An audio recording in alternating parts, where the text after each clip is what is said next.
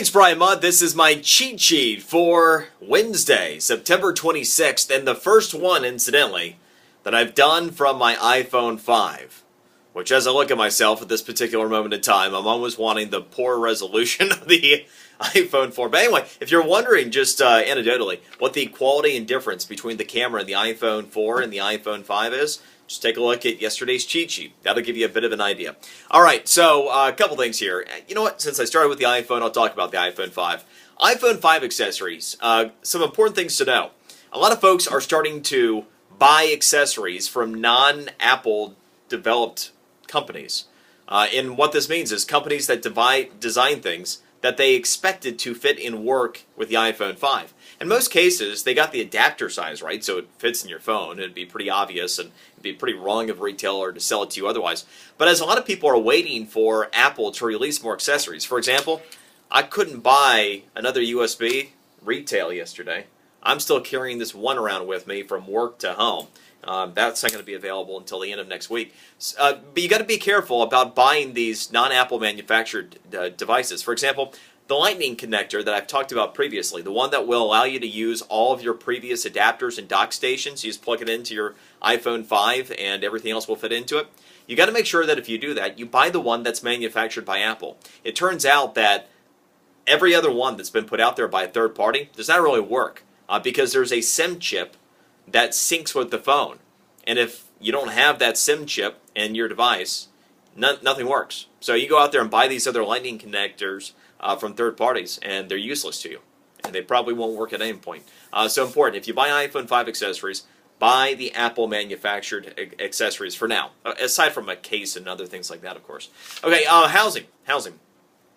Case Shiller, we got the latest report, another month. This one for the information coming out of July, and more signs of a housing recovery. It's the 6th consecutive month that we've seen a year-over-year price increase in housing. In our area, our region, hubbed out of Miami, Fort Lauderdale, still the 4th best performing out of all 20 surveyed in the country. The ones that are doing the best, get this. Phoenix, the average home price in Phoenix year-over-year coming out of July, up 17%. Up 17%, huge. Other big winners, Detroit and Minneapolis were the other two regions that outperformed us. Our area, the average home price in July is about 5% more than it was this time last year, which is a reminder. If you are interested potentially in selling, your home might be worth more than you thought, and at a minimum, the overwhelming odds are that your home has not been depreciating in value, and we're not any less desirable. So heading into season with what will likely be pretty much a year worth of housing recovery behind us, we could be set for a very good run this fall, this winter, into next spring in housing. So the NFL blown call, probably the worst regular season botched call in NFL history. You might have heard that there were a lot of folks in Vegas who lost money.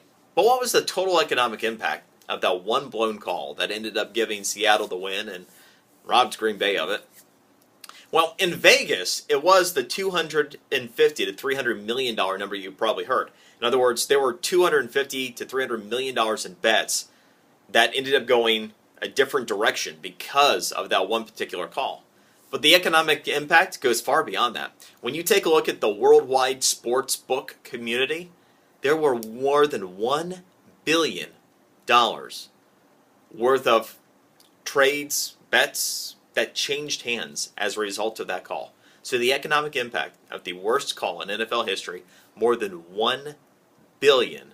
And no wonder you got a lot of angry people out there aside from Green Bay fans. All right, and here's one. It's self-driving cars. This is, we took a huge step yesterday, huge step in self-driving cars. The state of California, in fact, Jerry Brown, their governor, drove up to Google's headquarters to go ahead and put his signature on the bill. It's now legal.